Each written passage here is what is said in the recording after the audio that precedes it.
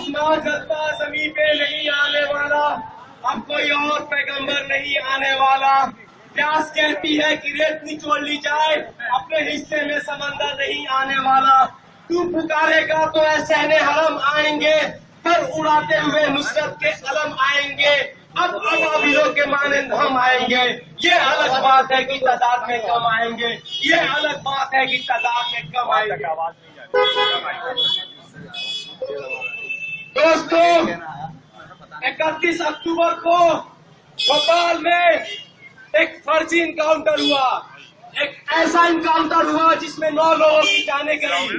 उसमें 8 सिमी के कार्यकर्ता तथाकथित कार्यकर्ता थे और एक हेड कांस्टेबल रमाशंकर यादव थे। दोस्तों, जिस तरीके से एक साजिश के तहत ये फर्जी इनकाउंटर किया गया, वो एक पूरे इंसानियत का मर्डर था, पूरे इंसानियत के ऊपर एक धब्बा था और खासकर मुस्लिम अल्पसंख्यक समुदाय को एक सोचने पे मजबूर कर दिया कि हमारा आज कैसा है, हमारा आने वाला कल कैसा है। दोस्तों, जैसा कि हम जानते हैं कि जो आज कैदी जो अंडर ट्रायल कैदी थे, जिनके ऊपर अदालत का फैसला कुछ ही महीनों में आने वाला था और इससे ये लगाया जा रहा था एहसास की वो जल्द ही रिहा होने वाले हैं। इससे पहले कि वो रिहा होते, मोदी सरकार, शिवराज सिंह चौहान सरकार, बीजेपी और आरएसएस ने मिलकर और इनके वर्दी में रेडियो ने मिलकर उन 8 कैदियों को जेलों से बाहर निकाला और उनको भोपाल शहर के बाहर ले जाकर इनकाउंटर कर दिया। दोस्तों, ये कहा गया कि ये इनकाउंटर इसलिए हुआ क्योंकि वो जेल तोड़ के भागे थे, तो जेल के चाबी ताले खोल के भागे थे। मैं पूछना चाहता हूँ, क्या कोई लकड़ी के चाबी से जेल के ताले खोल सकता है क्या? ये कहते हैं कि 32 फीट ऊंची दीवार और चादर की रस्सी बना के भागे थे। मैं पूछना चाहता हूँ, कोई 32 फीट ऊंची दीवार जिसकी ऊंचाई एक पोल से भी ज्यादा हो, क्या कोई 32 फीट ऊंची दीवार चादर की रस्सी बना के क्या कोई हवा में चढ़ के जंप कर सकता है क्या?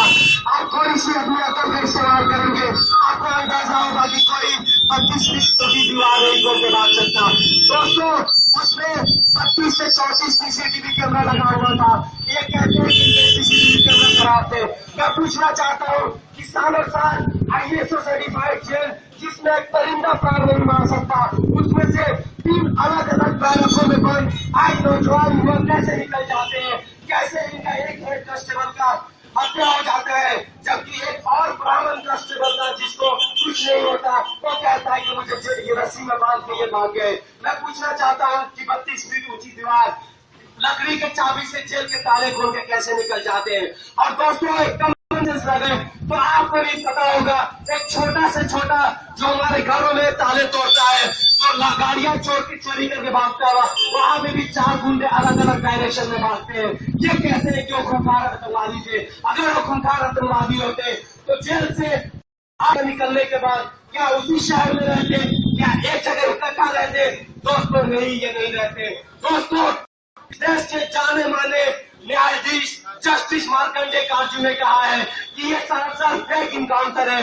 इस पे मुसलमानों को चाहिए, अल्पसंख्यकों को चाहिए, दलितों को चाहिए, अमन पसंद लोगों को चाहिए, इंसाफ पसंद लोगों को चाहिए, ये इकट्ठा हो जाए और इस सरकार की, इस ब्राह्मणवादी सरकार की, इस आतंकी सरकार की ईंट से ईंट बचा दे।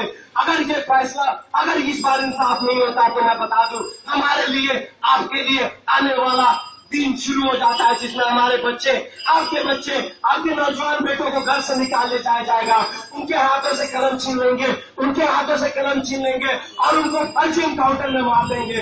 फिर आप उस दिन कहेंगे कि काश भोपाल में जो इनकाउंटर हुआ था उनको भी हम अपना बेटा समझते, काश भोपाल में जो इनकाउंटर हुआ था उनको भी अपना भाई समझते, काश भोपाल में जो इनकाउंटर हुआ था उनको भी अपना समझते, और अगर हम उठे होते तो शायद ये मामला भी किया होता। दोस्तों, सोचने की जरूरत है, समझने की जरूरत है कि जो आज फर्जी इनकाउंटर हुआ और जो एक हेड कांस्टेबल की जान गई, इसका क्या एजेंडा है? इनका एजेंडा है हिंदू राष्ट्र का जमीन तैयार करना है। इनका एजेंडा है कि जहां भी मुसलमान मिले उनको इनकाउंटर कर दो और अपनी दलाल मीडिया के जरिए ये प्रूफ कर दो कि ये आतंकवादी है।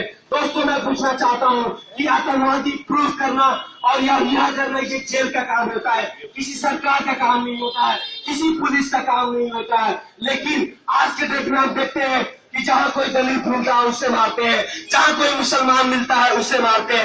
मैं पूछना चाहता हूं कि ये मर्डर का सिलसिला, ये मुसलमानों को खौफजदा करने का सिलसिला, ये मुसलमानों को आतंकवादी बना के उनके घरों से निकाल के जेलों में सालों साल बंद रखने का सिलसिला और फिर जेलों से निकाल के उनका मर्डर करने का सिलसिला कब तक जारी रहेगा दोस्तों ये इकट्ठा होने का वक्त आ गया है, इत्याग होने का वक्त आ गया है। ये जो नुक्कड़ सभा हम कर रहे हैं, ये दिल्ली के हर इलाके में घूम के कर रहे हैं। ये नुक्कड़ सभा किसी पॉलिटिकल पार्टी का नहीं है, ये नुक्कड़ सभा किसी नेता का नहीं है, ये नुक्कड़ सभा हर अमन पसंद लोगों का है, हर इंसान पसंद लोगों का है। और हमने इरादा किया है, यह तय किया है कि जो देश के हर कोने में, हर गली में अमन पसंद लोग होंगे, इंसाफ पसंद लोग होंगे, हर शहर में प्रोटेस्ट चल रहा है, उनको 13 नवंबर को जंतर मंतर पे हम इकट्ठा करेंगे, लाखों के तादाद में इकट्ठा करेंगे और मोदी सरकार को ये चेतावनी देंगे, इस संघी सरकार को एक चेतावनी देंगे कि तुम्हें सुप्रीम कोर्ट की निगरानी में एक निष्पक्ष आयोग बैठाना होगा जो ये जांच करेगी कि ये इनकाउंटर में जो फर्जी इनकाउंटर हुआ है इसमें शामिल कौन लोग थे, वो जांच करेगी कि इसमें शामिल कौन नेता थे।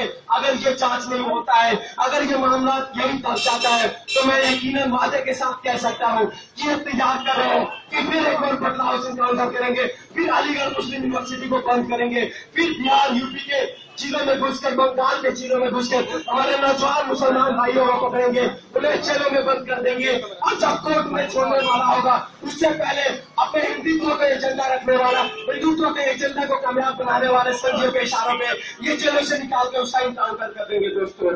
दोस्तों मैं बता दूं कि ये जो नुक्कड़ सभा चल रहा है और 13 नवंबर को जो जंतर मंतर में प्रोटेस्ट होने वाला है वो हमारे और आपके चंदे से होने वाला है, हमारे और आपके एक रुपया 2 रुपया के ताउन से होने वाला है।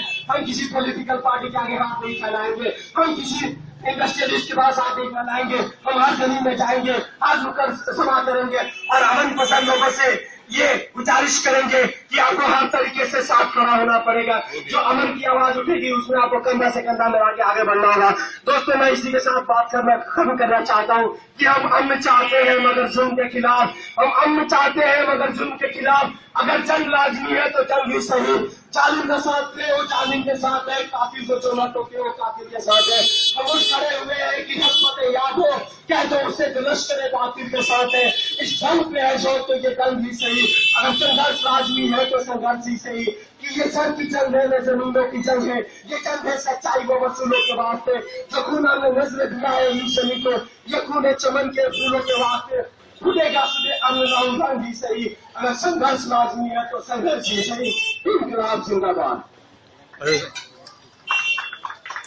दोस्तों जो साथी डायरी लेकर घूम रहे हैं और डोनेशन कर रहे हैं तो इलाके के अमन पसंद लोगों तक जाए, जो भी आपसे बंद पड़े 1 रुपया 2 रुपया जरूर चंदा की शक्ल में।